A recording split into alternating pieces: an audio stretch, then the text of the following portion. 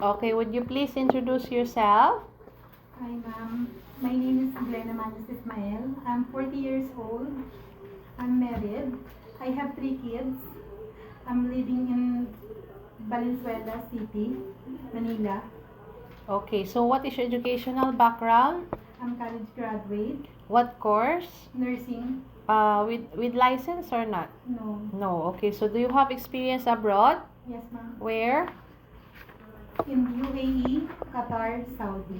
Okay, in Qatar, how long did you work in Qatar? 2 years. 2 years. What are your duties and responsibility? My duties and responsibility. Um, I work as a housemaid. I drop the. Sorry.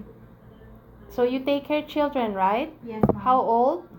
5 years old boy. Okay, so how many are they in the family? 3. Okay, how about in UAE? How long did you work in UAE? 7 years. 7 years. So you took children or elderly? Elderly. How old is the elderly? 86.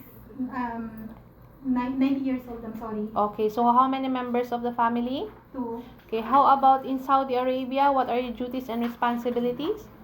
I work as a family driver, and I do also household like cleaning, washing, ironing, and I take care of also the cat. Okay, so you take care elderly, right? Also, Yes. how many are they in the family? 4. 4 members. So, what duties that you most like?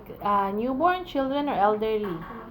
Children Children. driving. Okay, so you know how to drive, right? Yes, ma'am. So, if your holiday is not on Sunday, do you agree? Yes, ma'am. No So, problem. are you willing to share room with babies, children, and elderly? Yes, ma'am. Are you willing to work with another helper? Yes, ma'am. Are you willing to take care of dog or cat? Yes, ma'am. Are you willing to take care of disabled? Yes, ma'am. Do you drink alcohol or smoke regularly? No. Do you eat pork? No. So, do you have tattoo? Do you have tattoo? Yes, ma'am. Can you show me? Back. At the back and Eyebrow. eyebrow. Okay, so do you have vision problems? No. Do you hold any certificate like first aid, caregiver, nurse, and babysitter? Yes, ma'am. What certificate? Nursing assistant. Okay, so have you any prolonged illnesses undergone surgery? No. Have you ever involved in any criminal labor police cases? No, ma'am. So why do you want to work in Hong Kong?